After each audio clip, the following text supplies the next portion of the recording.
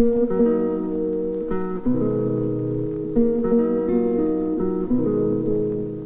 is a story of people waiting for their time to come. It is the story of the Hatikva Quarter, a distressed neighborhood of 20,000 located in the heart of Tel Aviv, yet worlds apart. It's the largest of the 160 Project Renewal neighborhoods throughout Israel, an Israel of substandard, overcrowded housing, few community facilities, and even fewer social resources. An Israel where 300,000 people, 2/3 of them children, have been left behind the flow of progress. Shlomo Lahat, mayor of Tel Aviv, tells us what the people of Hatikva need most. Show these people that they have roots, they have a culture, they have a civilization, they have what to contribute to our society. Secondly, is to support them and provide them with all the facilities of a modern society. Housing, public facilities, day centers, day creches, and they don't have it in Hatikva.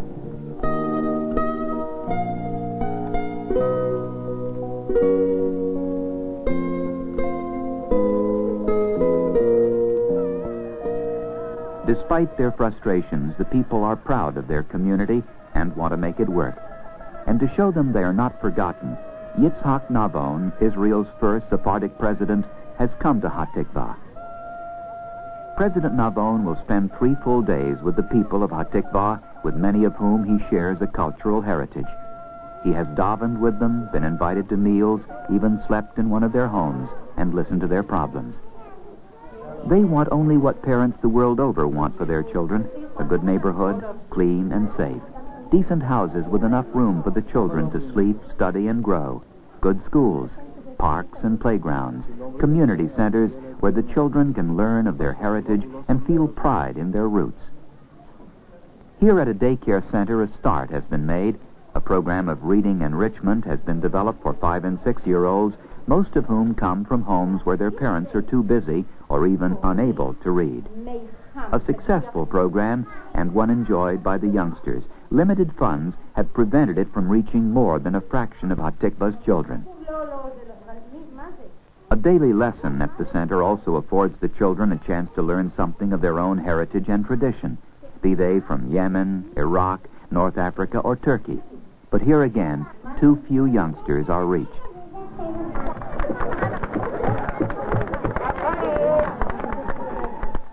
The proportion of dependent elderly in Hatikva far exceeds that of the rest of the country. A single Golden Age club in one section of the quarter offers activities to provide warmth and companionship. The few who can be accommodated have responded vibrantly, demonstrating that old age and despair do not have to be synonymous. Here, a group of Yemenite women greet the president with enthusiasm. Scarcely a half-mile away, another group of aged provide a marked contrast. While it's true that most of their hopes are for their children and their children's children, they too have their needs, often as simple as a hot meal. Once a week, this synagogue with no outside funding offers its elderly a hot lunch.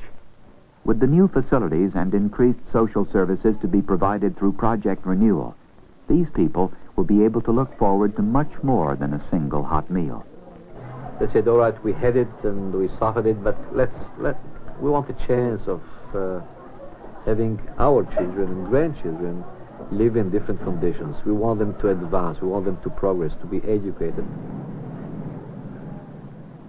These are the Abutbuls. Shoshana and Yaakov live together with their 19-month-old son, Yaniv, in a painfully cramped room with rusty plumbing and a leaking ceiling. President Navon and Mayor Lahat visited them and listened to their problems. It's very hard to live here. In the winter, the walls are wet with dampness. The baby was in the hospital with bronchitis because of the dampness and the terrible cold. When the rain came, pieces of plaster started falling from the ceiling. And it's dangerous. A piece of plaster could fall on the baby in the middle of the night. Because of that, Yaniv has slept with us in our bed for the past 6 months. We don't have money to rent another apartment. At least in Hatikva, the rents are cheaper than anywhere else. But I'm not willing to live like this. We should have proper schools. What kind of education will my son get? We'd like to have more children, but in an apartment like this, how can we even think of it?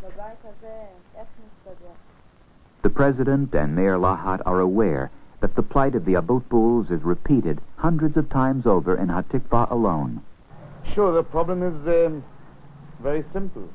They just don't have a place where to live. And this is a crucial problem which prevails in Tel Aviv, Jaffa. And it's a terrible problem that if we are not going to solve it, I am afraid that peace will be practically disabandoned and not appreciated, because this crucial problem will expose the whole Israeli society. The fact that young people can't get married because they just simply don't have where to stay.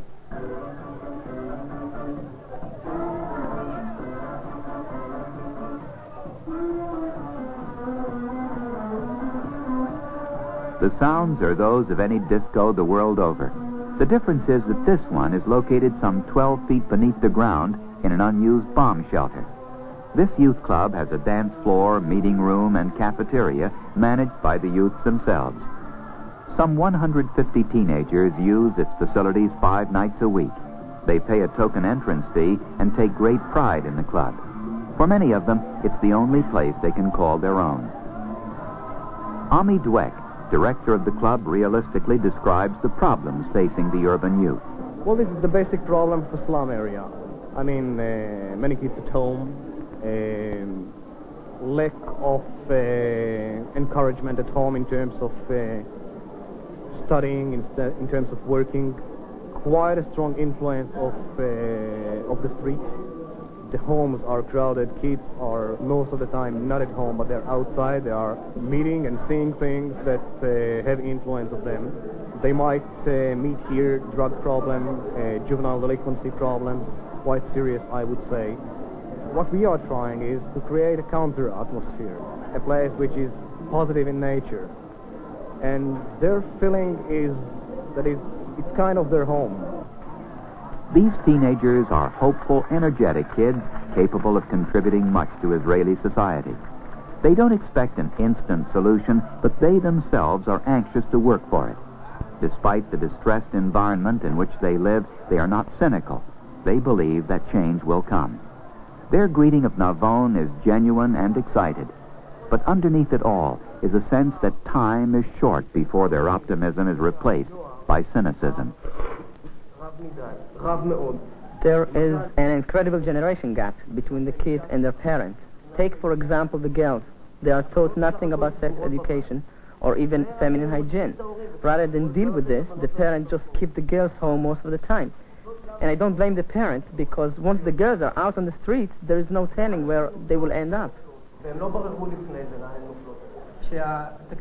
Then our budget was cut, just when we had arranged for counselors for the girls, drawn up a list of their names, even convinced their parents that we only want the best for them. Now these girls could end up on the streets, and they are such terrific kids, Mr. President, really terrific. Whatever is being projected as the very famous project renewal, which I think is can be an historic leap forward towards solution of these problems, but to give it a better rhythm, a quicker rhythm, because what's lacking is some hope. And if you don't start achieving things, then people might lose that hope, and that could lead to another frustration with undesirable results.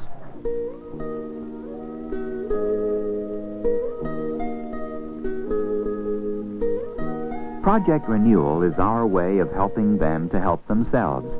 A new community center dedicated by the President during his visit to the quarter is a beginning. Soon, a whole new neighborhood will take shape in Hatikva within the confines of the old. For years, the people of Hatikva have waited patiently, but each time that there seemed to be a chance for a better life, something intervened. A war, another war, more immigration, inflation, always something else, and never enough coming from us. But now they find themselves hoping that the promise of peace also holds a promise for them, an end to their waiting.